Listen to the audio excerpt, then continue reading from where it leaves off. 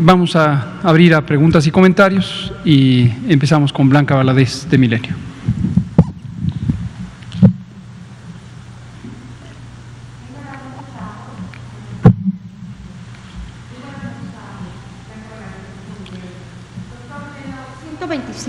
Personas que se van a beneficiar en esta primera etapa, como lo anunciaron hoy.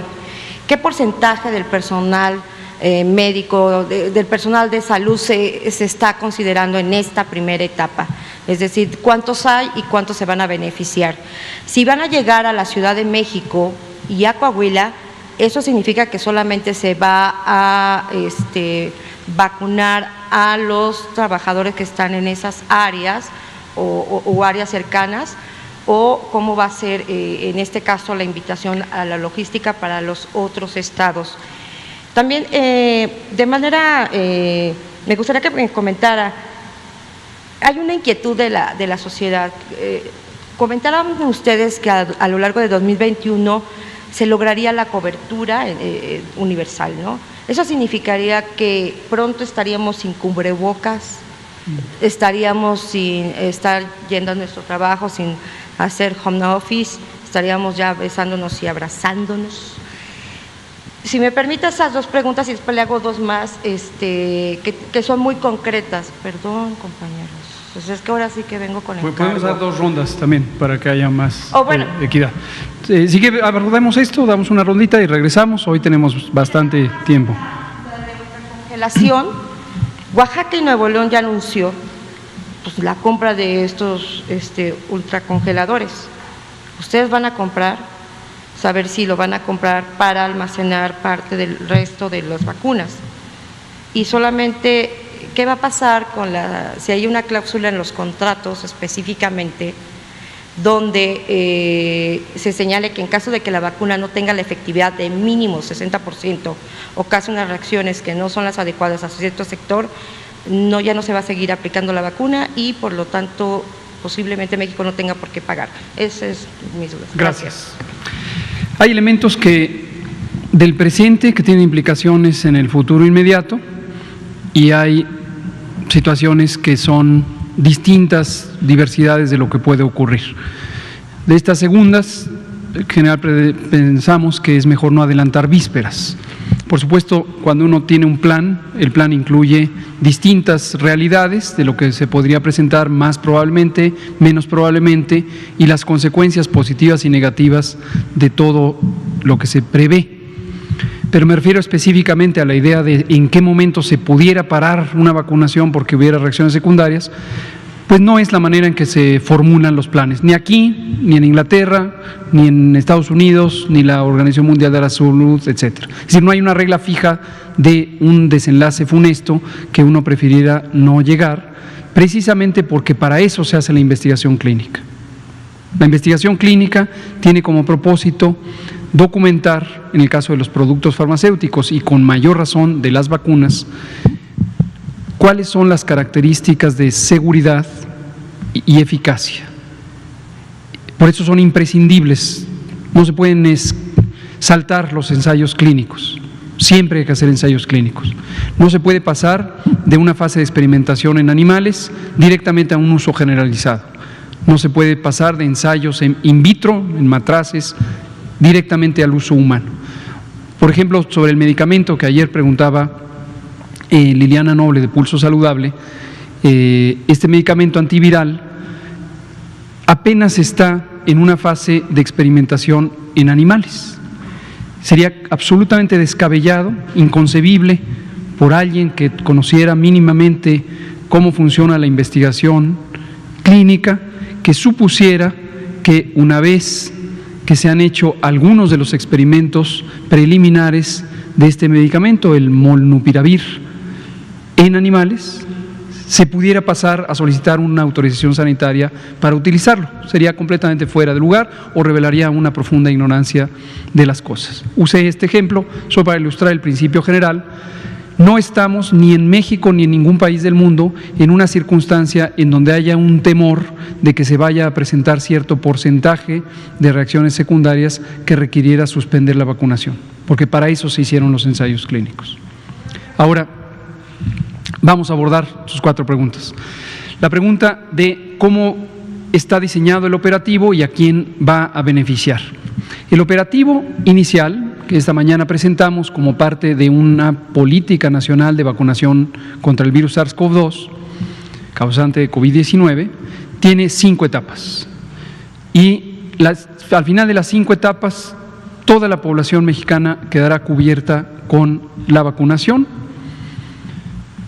con el propósito de proteger directamente a las personas vacunadas y un aspecto fundamental, proteger a las personas no vacunadas que estamos o estaremos cerca de personas vacunadas. Y esto explica en buena medida por qué en México y en otros países del mundo, y también es la recomendación de la Organización Mundial de la Salud, el eje de la priorización son las edades. Y lo vamos a ilustrar de esta manera. Pensemos en los distintos poblados, ciudades, comunidades, municipios, estados que tiene un país, México, por ejemplo. Si empezáramos a vacunar sin ese criterio de priorización, empezaríamos a introducir desbalances en la medida en que empezaríamos a vacunar territorialmente. Ya vacuné este poblado, pero este poblado todavía no está vacunado. ¿Por qué razón? Porque hay un tiempo necesario de que se desplace el personal de vacunación de aquí para allá.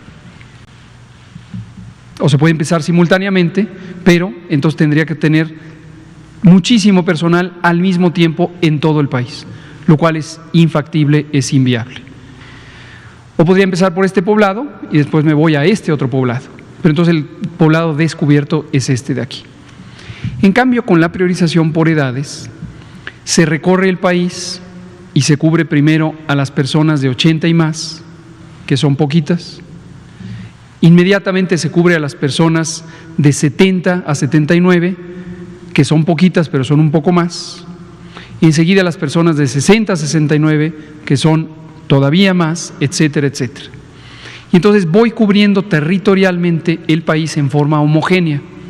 Todo el país al mismo tiempo se va logrando su vacunación, aunque en términos de edad empezamos por los de mayor riesgo y luego los que tienen un riesgo menor y menor y menor y menor y menor, en términos de sus edades. También platicábamos en la mañana que las comorbilidades juegan un papel porque se convocará prioritariamente a las personas que tienen comorbilidades. Esto lo que va a ir permitiendo, si tomamos un poblado a la vez, pero está ocurriendo en todas las poblaciones de la República, que en cada población voy a tener un grupo de personas que ya son inmunes y representan un porcentaje de los habitantes de esa población. Y luego voy a aumentar el porcentaje de personas inmunes y lo voy a aumentar más y más y más, hasta que llegaré a un punto en donde la proporción de personas inmunes, es decir, resistentes a la infección por el virus, es suficiente para detener la epidemia. Eso es el concepto de inmunidad de rebaño, que hemos venido comentando desde que empezó la epidemia y que de manera muy equivocada, aprovecho para aclararlo, porque he visto todavía reiteraciones de algunos despistados, en algún momento se dijo que algunos gobiernos pretendían utilizar este principio como mecanismo de control epidémico. No es el caso, ya lo hemos aclarado, pero lo decimos una vez más. Pero con el uso de la vacuna estamos induciendo que una proporción de las personas que habitan cada una de las localidades, cada uno de los municipios, cada uno de los estados y finalmente el conjunto del país sean inmunes, y no es indispensable en términos epidemiológicos llegar al 100% de inmunes para que se precipite el control epidémico. Lo que de ninguna manera quiere decir que los otros, el porcentaje que resta, ya no vaya a ser cubierto. Que quede muy claro, el objetivo de la vacunación contra COVID en México es universal. Pero como hemos empezado de mayor a menor edad y como aún no existe evidencia científica derivada de los ensayos clínicos necesaria para que se apruebe en México o cualquier país del mundo el uso en personas jóvenes menores de 18 años, Nadie en este momento podría ética y legalmente autorizar que se vacune con los productos existentes a menores de 18 años, porque la respuesta inmune y la seguridad de estos productos aún no ha sido probada directamente en menores de 18 años. En el ensayo de Astra se está considerando el grupo de 16 a 18, pero es el único, y debajo de 16 todavía no existe ni existirá evidencia en los primeros meses. Pero como vamos vacunando de mayor riesgo a menor riesgo y eso coincide o deriva de mayor edad a menor edad, seguramente para el momento en que hayamos vacunado a todos los que tienen más de 18, habremos alcanzado el umbral de inmunidad de rebaño, es decir, el porcentaje de personas inmunes necesarios para que la transmisión sea mínima o nula. Y ese es el diseño del operativo de vacunación en México. Ahora bien, sobre los 125,000 personas trabajadoras de la salud que están en la etapa 1, la etapa 1 es esta etapa de arranque que empezará tan pronto lleguen las primeras vacunas, y se anticipa que las primeras vacunas van a ser las de Pfizer. Tan pronto lleguen y pasen por el proceso de inspección y liberación de lotes, indispensable también en la seguridad sanitaria, consagrado por la ley y un precepto ético fundamental, las vacunas podrán ser utilizadas, y al ser utilizadas van a beneficiar directamente a esas personas trabajadoras de la salud, que no son todas las personas trabajadoras. La inquietud que puede surgir la detectamos a lo largo del día, y le agradecemos a Blanca Valadez que la verbalice, es: ¿a poco solo son 125,000 trabajadores? La respuesta es no. El conjunto de personas trabajadoras de la salud en México llega casi al 1,000,000. Son 975,000, de acuerdo a distintas maneras de medirlo, casi 1,000,000. ¿Cuánto es 125,000? 12.5 a 12.8%. Entonces, ¿por qué solo vacunan a esas? La respuesta es no. Se van a vacunar a todas las personas trabajadoras de la salud y a todos los demás que no son trabajadores de la salud. Pero por algún lugar hay que empezar. Cualquier actividad se empieza por la primera cosa. Hay un proverbio chino muy conocido: un viaje de 1,000 kilómetros se empieza por el primer paso. ¿Por qué haber seleccionado Ciudad de México y Coahuila? Los criterios aquí no son de riesgo epidemiológico solamente, también están incluidos. Si se fijan ustedes, en los estados del centro norte de la República es donde empezó este fenómeno de repunte o de rebrote en octubre de 2020, tal como lo habíamos predicho desde marzo del propio año. Seleccionamos Coahuila por ser el estado céntrico de ese conglomerado de estados centro-norte, también porque, a diferencia de Chihuahua, que en este momento ya está en un claro descenso, Coahuila está apenas iniciando el descenso de la actividad epidémica de este rebrote, mientras que hay otros como Zacatecas, como Durango, que todavía están en una fase de ascenso. También lo seleccionamos por factibilidad. Encontramos una excelente disposición de colaboración del gobernador Miguel Ángel Riquelme de Coahuila, lo cual nos da mucho gusto y se lo agradecemos públicamente. Su secretario de Salud, el doctor Roberto Bernal, también tenemos una excelente relación de trabajo con él y su equipo, y entonces encontramos factibilidad.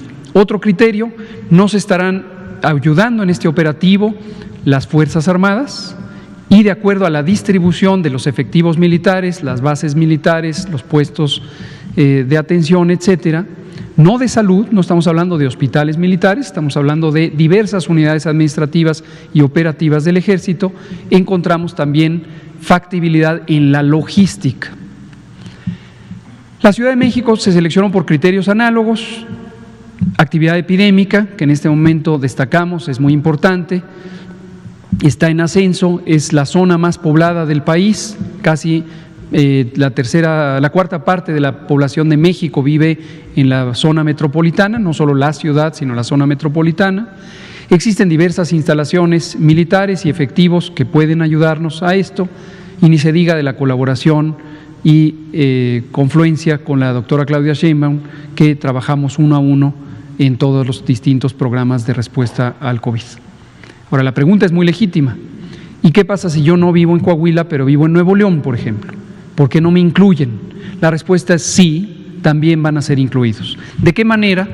En la logística del operativo hay dos componentes. Uno va a ser el desplazar poblaciones, que sería el de segunda instancia, dado que es más complejo movilizar personas, y el de primera instancia sería movilizar el propio producto. Movilizar el propio producto tiene sus límites, por lo que hemos explicado de la ultracongelación, y aunque existen estas cajas de refrigeración avanzada de Pfizer que funcionan a partir de hielo seco, no son refrigeradores que tengan una batería o cosa semejante. Es una caja con un aislamiento muy eficiente y a partir de hielo seco es que el producto se conserva en congelación avanzada. Y hay un límite de la velocidad a la que esto se necesita desplazar antes de que el producto pudiera estar en riesgo.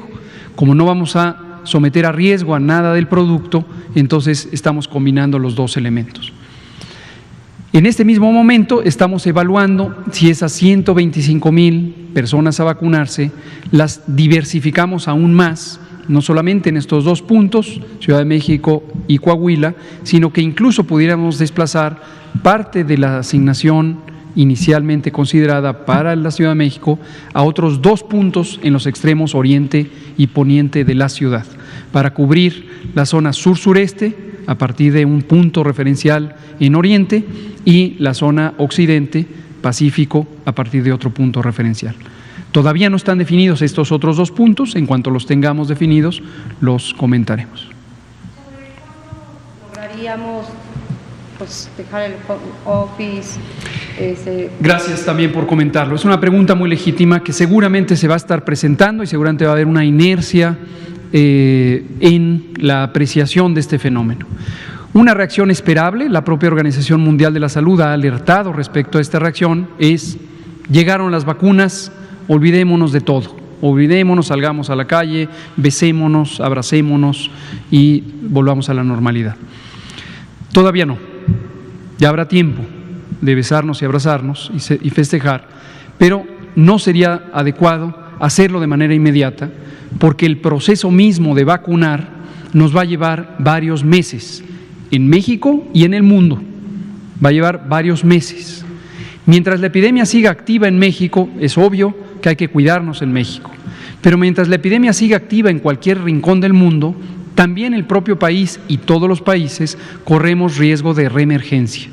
Entonces, si liberamos demasiado rápido la actividad social, vamos a tener indudablemente repuntes incalculables en su magnitud que podrían poner en riesgo a la población. Entonces, aquí es esperanza, pero también prudencia. Prudencia, dos colores del semáforo COVID. Gracias, Ernesto, estás ahí. Dos colores, tenemos que aplicar esperanza y prudencia al mismo tiempo e irlas combinando adecuadamente hasta que empecemos a ver la aurora finalmente ya. Sería aventurado predecirlo en términos de fechas. Ya sabemos lo que pasa cuando uno hace predicciones que se interpretan como promesas y luego vienen, no, nos dijeron que era una fecha y fue la otra. No lo voy a decir de esa manera. Espero que nadie, ni reporteros y reporteras, ni editores y editoras, tenga la tentación de querer poner fechas específicas. Gracias. Natalia Vitela, Grupo Reforma. Gracias, buenas noches. Doctor, le quiero preguntar primero por qué se van a aplicar estas 125,000 dosis solamente. ¿Solo hay capacidad para eso o por qué no aplicar ya las 250,000 dosis?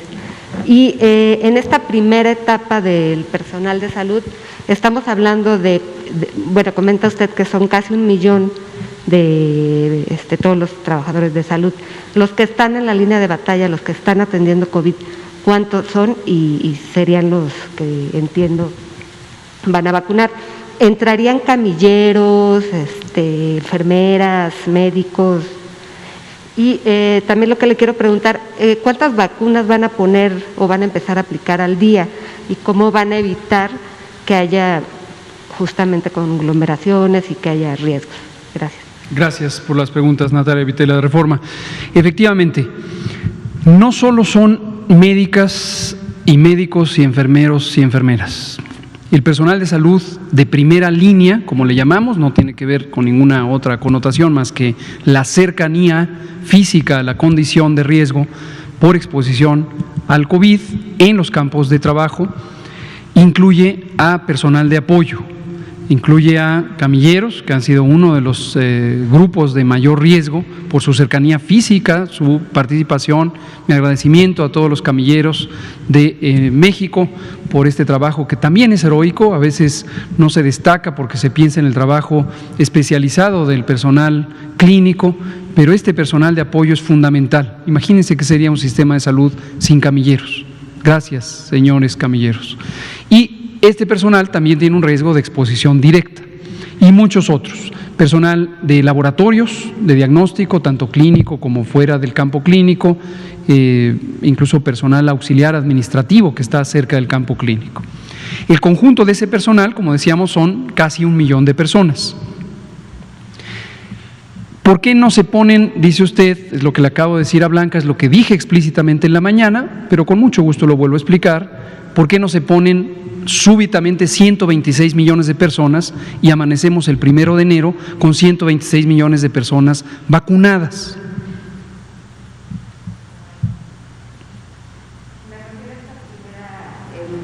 Petición de 250,000. Con mucho gusto. Lo que quiero es que lo vayamos razonando para que esto no se vuelva a presentar en titulares, en columnas, en preguntas repetidas. Pensemos lógicamente. El mundo tiene ya fabricadas 7,000, casi 8,000 millones de dosis de vacunas. No. Entonces, primer elemento de por qué no amanecemos mañana con todo el mundo vacunado, porque la vacuna se tiene que fabricar. Cuando la vacuna se fabrique, ¿puede pasar directamente de las fábricas a las unidades de salud? No. Tiene que transportarse, almacenarse, pasar por un proceso de verificación sanitaria en cada uno de los países, no solo en México. Una vez que llega al aeropuerto o a los puertos marítimos, en los casos en que se transporte de esa manera, no es el caso de México, ¿ya se está poniendo en las clínicas? No, tiene que transportarse a las clínicas, etcétera, etcétera, etcétera. Entonces, ¿por qué no amanecemos de un día para otro con toda la población vacunada? Porque las cosas llevan un proceso. Por eso uso hoy este famoso proverbio: un viaje de 1,000 kilómetros empieza con el primer paso. Lo que debe quedar muy claro es que 125,000 dosis que Pfizer se ha comprometido a entregar a México en diciembre, de hecho son 250,000 dosis las que nos pueden entregar en diciembre, son el arranque. Por eso se llama etapa 1. Ahora, ¿por qué si tenemos 250,000 dosis no vacunamos a 250,000 personas?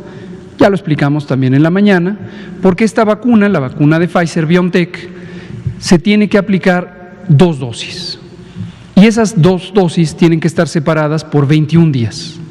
El día 0, primera dosis, 21 días después, segunda dosis. Si no existe la segunda dosis, se pierde sustancialmente el potencial de utilidad, de generación de inmunidad de la vacuna. Entonces, en un cálculo de riesgo, consideramos que lo más conveniente era lo que tenemos en disposición, usarlo de la manera más correcta. A partir de enero, de acuerdo al contrato y de acuerdo a las pláticas siempre muy amigables que tenemos desde la Secretaría de Salud con Pfizer, se han comprometido a irnos entregando en bloques trimestrales las distintas dotaciones. Están previstas en el contrato en términos generales, pero conforme nosotros les vayamos diciendo, ahora necesito otro embarque, con un tiempo razonablemente oportuno, Pfizer puede reaccionar y puede ordenar los pedidos, como ocurre con cualquier otro insumo para la salud o para cualquier cosa. ¿Trabaja directamente con COVID? ¿Cuánto asciende? El personal de este millón ¿y cuántas vacunas van a aplicar al día más o menos? Sí, vamos a vacunar, insisto, a todo el personal de salud y a toda la población de México, excepto menores de 16 años, a menos que durante 2021, como seguramente ocurrirá, aparezcan ya los resultados de los ensayos clínicos, algunos ya en diseño, otros muy próximamente en inicio, que muestren el perfil de seguridad y eficacia de las distintas vacunas. No me estoy refiriendo exclusivamente en esto a Pfizer, en otros grupos poblacionales de menor edad. ¿Cuántas personas están directamente en el operativo COVID? Son aproximadamente 300,000, aproximadamente, y las distintas consideraciones tienen que ver con cómo se define la proximidad del operativo COVID. El vigilante de la puerta del hospital es personal COVID.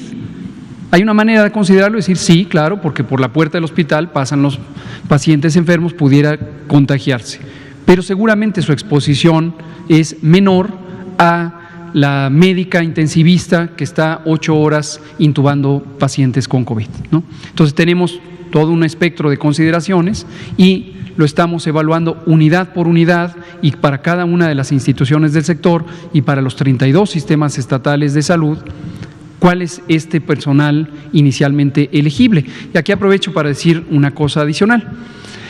Por las disposiciones de seguridad sanitaria que la propia Secretaría de Salud Federal estableció, para poner en buen resguardo, en buena seguridad sanitaria al personal de salud que tiene más de 60 años o tiene comorbilidades, recordarán que se recomendó que se excluyeran del campo de trabajo.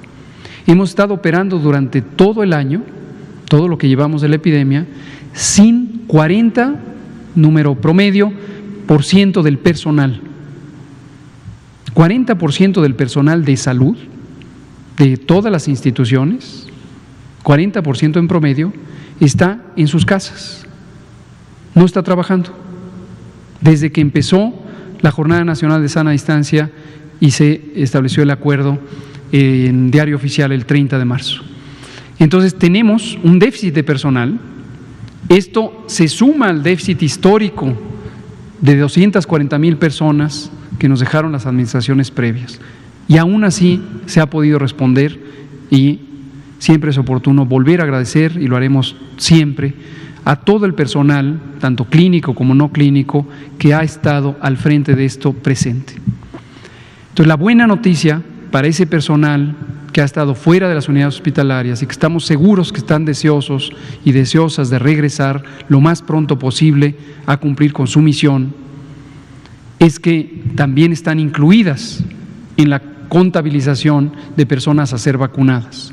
Aunque no hayan estado expuestas al COVID en el campo de trabajo durante este año, también son personal de salud, también van a estar expuestos a COVID en algún momento. Entonces, también serán consideradas para ser vacunadas y al momento de estar protegidas, esto ya es buena noticia para todas y todos, podrán incorporarse al campo de trabajo.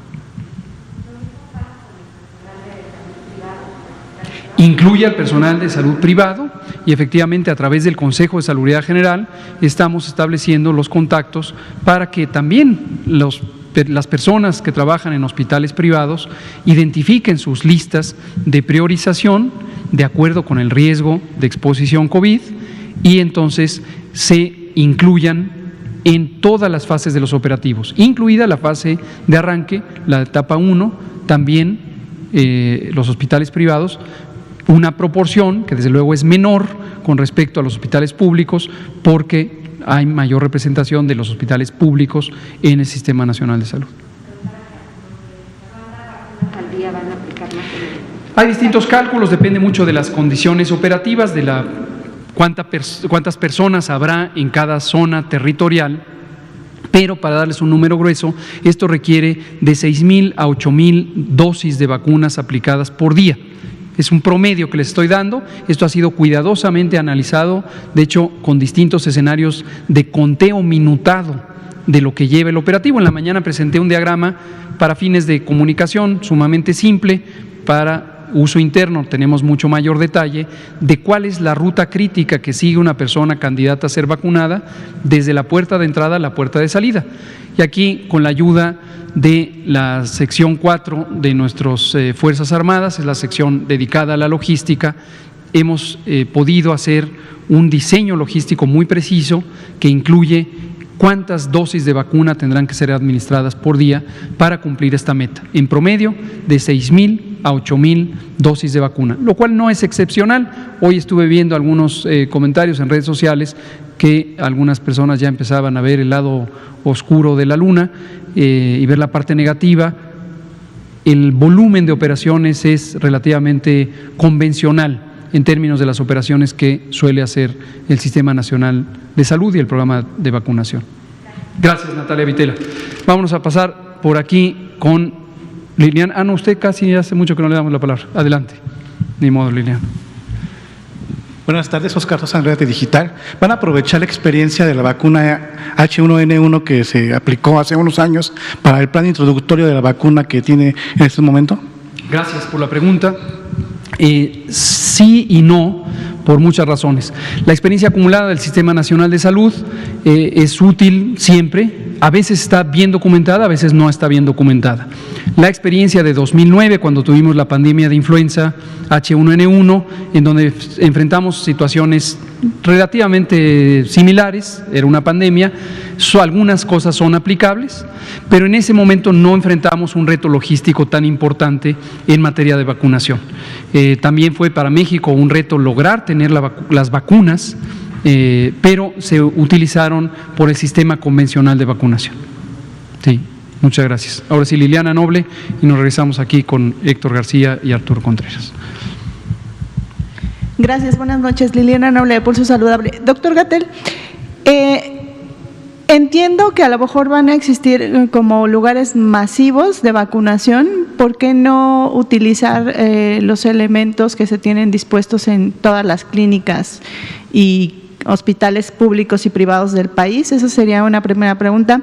Y aprovechando que está atrás de mí Ernesto y aquí el doctor Ricardo Cortés, quisiera saber si Susana Distancia y el Escuadrón de la Salud van a tener alguna campaña representativa para motivar o incentivar la vacunación en el país. Gracias. Muchas gracias.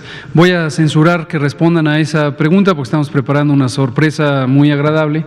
Y anticipo que con el trabajo de liderazgo de Ricardo y la colaboración de Ernesto Tejeda Yomans y el equipo de promoción de la salud, efectivamente, parte del programa de comunicación pública que comentamos esta mañana incluye un segmento muy específico de promoción de la salud y los personajes de la saga de Susana Distancia y el Escuadrón de la Salud tienen nuevos elementos, pero no quisiera que lo anticipáramos hasta que podamos mostrarlo físicamente. Sobre la primera pregunta, también para que quede claro en términos generales, Política Nacional de Vacunación contra el virus SARS-CoV-2 para prevenir COVID-19 es un programa integral que incluye la meta general de vacunar a la población mexicana en su conjunto. La etapa 1 es tan solo el conjunto reducido de 125,000 personas que serán vacunadas tan pronto lleguen las primeras 250,000 vacunas y de ahí arranca todo el proceso. En algún punto arrancaremos con la participación de las Fuerzas Armadas, tanto el SEDENA, Secretaría de Defensa Nacional, como la Secretaría de Marina, para la etapa 1. Y después estableceremos un puente, es decir, empezará a ocurrir operativamente un puente en donde vamos a expandirnos hacia fuera de las unidades militares, en las unidades del Sistema Nacional de Salud. Pero no solo eso, como la meta es muy ambiciosa y es para una vacunación acelerada, estamos haciendo acuerdos de colaboración con distintas entidades públicas, privadas y sociales. Más allá de salud, la próxima semana vamos a tener una conversación con el Consejo Coordinador Empresarial y agradezco la actitud positiva de Carlos Salazar, el presidente del Consejo, de Patrick Devlin, que también nos buscaron con una excelente disposición, decir cómo ayudamos, queremos ser parte de la solución y estamos estableciendo mecanismos en los que podríamos hacer más eficiente la vacunación si la transfiriéramos más allá de unidades de salud. Por ejemplo, los campos laborales, los espacios de trabajo, pueden ser espacios muy factibles para acelerar el proceso de vacunación. Y finalmente se beneficia a la clase trabajadora, que son precisamente quienes están en esos campos laborales. Entonces, ese es el tipo de cosas que estamos pensando. ¿En qué momento? Depende mucho de las condiciones logísticas. Con la vacuna de Pfizer, la restricción tan importante que tiene que ver con la ultracongelación la hace menos factible, no diría que prohibitiva, no lo descartamos, pero menos factible. Las otras posibles vacunas que entraran a México, la de CanSino, las que están en la plataforma COVAX, la de Janssen, con quien se firmó un convenio, una memorándum de entendimiento por parte del doctor Alcocer, pudieran ser de uso más fácil. Las universidades y centros de educación también pueden contribuir a la solución. Ya hemos dicho que la UNAM, también agradecemos al doctor Graue, Enrique Graue, rector de la Universidad Nacional, su generosa disposición, porque se puede convocar a brigadas de vacunación. Pero todo esto va a ir en su momento y lo vamos a ir anunciando conforme empiece a entrar en operaciones. Gracias. Héctor García, Grupo Cantón. Gracias, subsecretario. Dos preguntas. Una, los expresidentes de Estados Unidos, Barack Obama y Bill Clinton, se inscribieron como voluntarios para recibir esta vacuna de Pfizer para animar a los estadounidenses a que sin ningún temor se acudan a vacunar. ¿Aquí sucedería algo similar con los funcionarios federales, incluido usted? Y la otra, me queda claro que por las explicaciones que han estado dando las autoridades en el ramo, es que esta vacuna es preventiva. La pregunta es, en el transcurso del año que viene, que apliquen la vacuna y los que están positivos en los hospitales, que ya están siendo atendidos, ¿podrían recibir la vacuna? Muchas gracias. Es una pregunta con implicaciones científicas importantes. Se ha estado conversando también al respecto. Algunas vacunas, pocas, realmente pocas vacunas en la historia de la vacunología, se usan como vacunas terapéuticas, donde una persona expuesta ya a la infección, pero que todavía no desarrolla los síntomas, se le vacuna con la aspiración de que se atenúe la expresión clínica de la enfermedad. Por el momento, o hasta el momento, no es el caso de la vacuna contra COVID. Pudiera llegar a serlo, no se descarta, pero no hay ninguna evidencia científica de que eso ocurriera. Todavía es muy temprana el conocimiento científico, no hay más que los ensayos clínicos, fases 1, 2 y 3, para soportarlo, y ninguno de los diseños de los ensayos clínicos está orientado para responder esta pregunta. Entonces, de momento, solo se usa en personas asintomáticas, pero, como también se ha destacado y lo han preguntado, aunque alguien ya tuvo COVID, también se le puede poner la vacuna contra COVID y también le protege. Entonces sigue siendo relevante y se vuelve impráctico decir tú ya tuviste COVID, no te pongas. Entonces preferimos incluirlos a todas y todos, independientemente de su historia de haber tenido o no COVID. Pero no pueden vacunarse mientras están sintomáticos. Eso sí no se va a poder, es un elemento crucial de la seguridad de la aplicación de vacunas. Muchas gracias. Respecto a la voluntad de vacunarse, en general sí, esta mañana precisamente alguien le preguntó al presidente, ¿usted se va a vacunar? Y no. Y esto es interesante porque esto es como la fábula aquella de el niño, el caballo y el burro, el niño y su papá y el caballo. Si se ocurre de una manera y un funcionario público, funcionaria pública, particularmente el jefe de la nación, dice yo me vacuno primero para demostrar que esta vacuna es segura, los que estén a favor van a decir qué bueno, está mostrando el ejemplo, qué bueno que lo haga. Los detractores inmediatamente empezarán a publicar primeras planas, columnas y tweets diciendo cómo le está quitando la vacuna al campesino de la Sierra Norte de Puebla. El presidente contestó por sí mismo lo que él considera y él dijo, prefiero que se vacune el personal de salud, son quienes nos están protegiendo, yo me espero, ¿no? Pero eso tampoco debe interpretarse ahora al revés, que se diga, ¿por qué no se quiere vacunar? ¿No?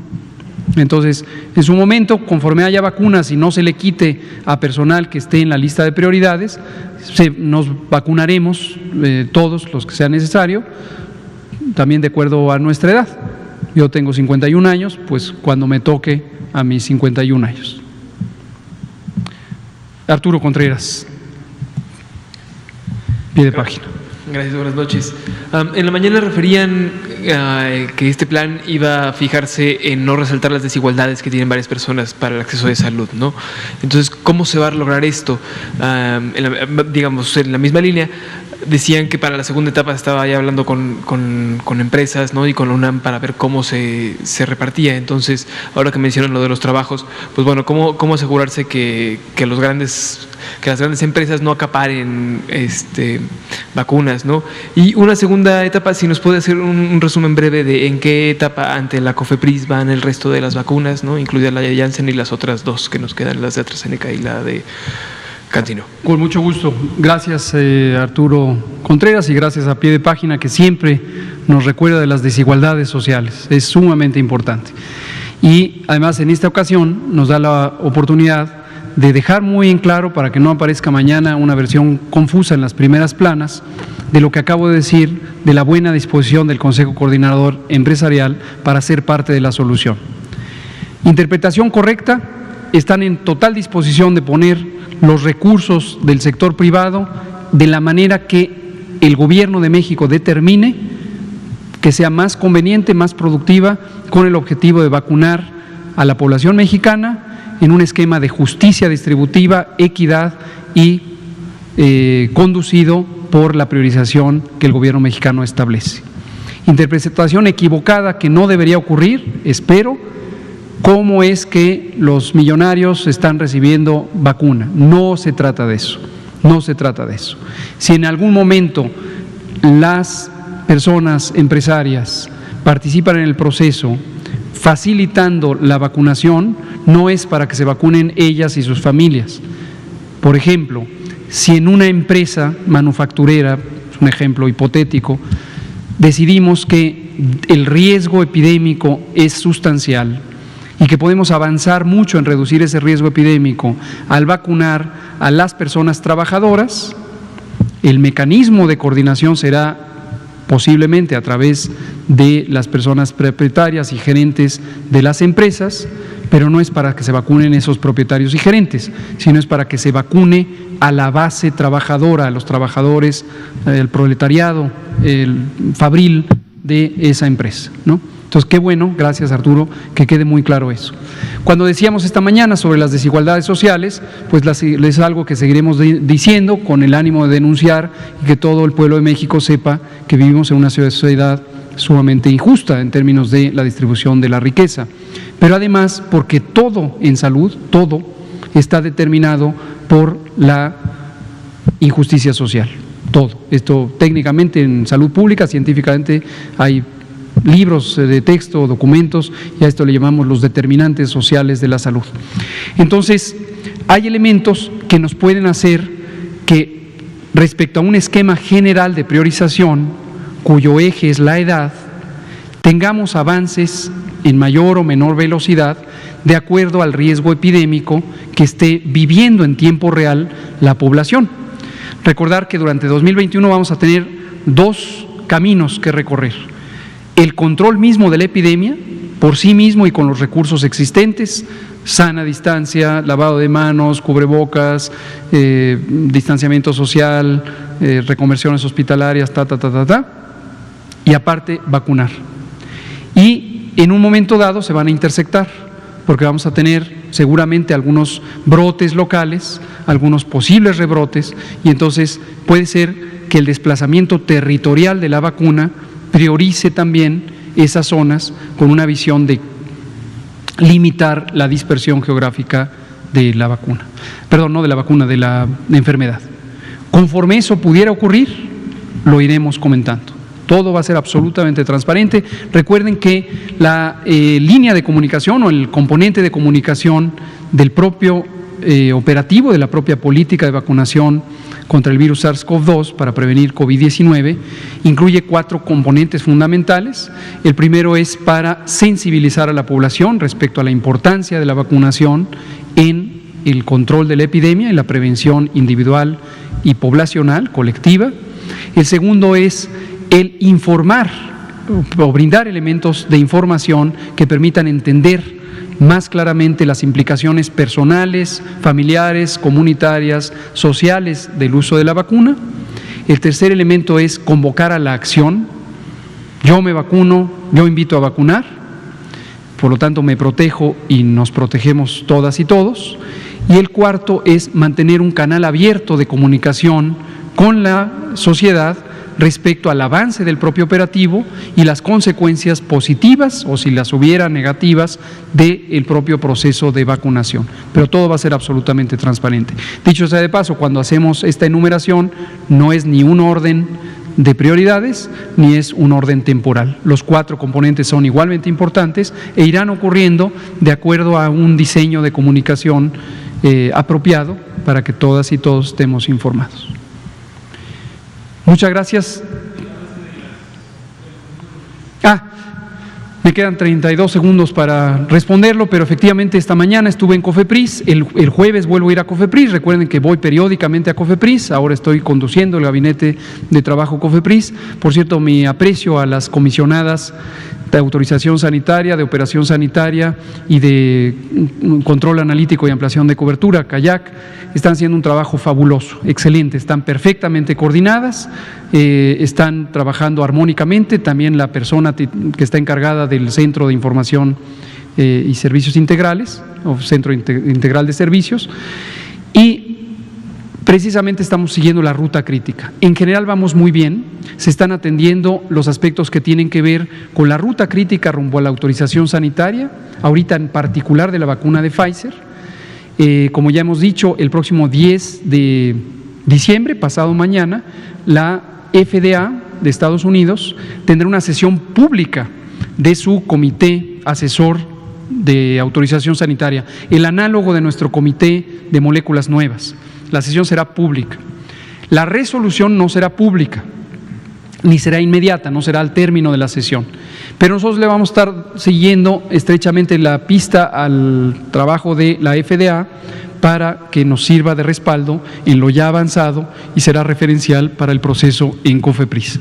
Otro elemento que también estamos trabajando y estamos teniendo conversaciones con funcionarias y funcionarios técnicos del gobierno de Estados Unidos es en el aspecto de inspección y liberación de lotes, donde también hay aspectos que resolver y vamos a tener como referencia lo que vaya haciendo y determinando la FDA.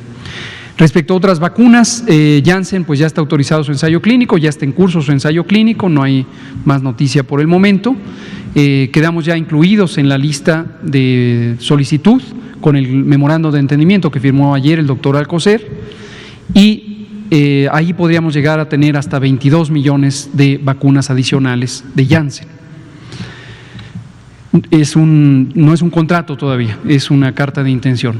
Y con otras empresas, Novavax, CureVac, han ya sometido solicitudes de aprobación de sus ensayos clínicos, algunos son fase 2, algunos son fase 3 y ya están en un proceso de análisis, en su momento serán dictaminados y lo anunciaremos si se concretan los acuerdos para que inicien estos procesos. Pues muchas gracias, Juan Carlos quedará pendiente para mañana. Son las 20:03, muchas gracias por su atención. La epidemia sigue, la esperanza ha iniciado porque podremos tener vacuna muy pronto en México.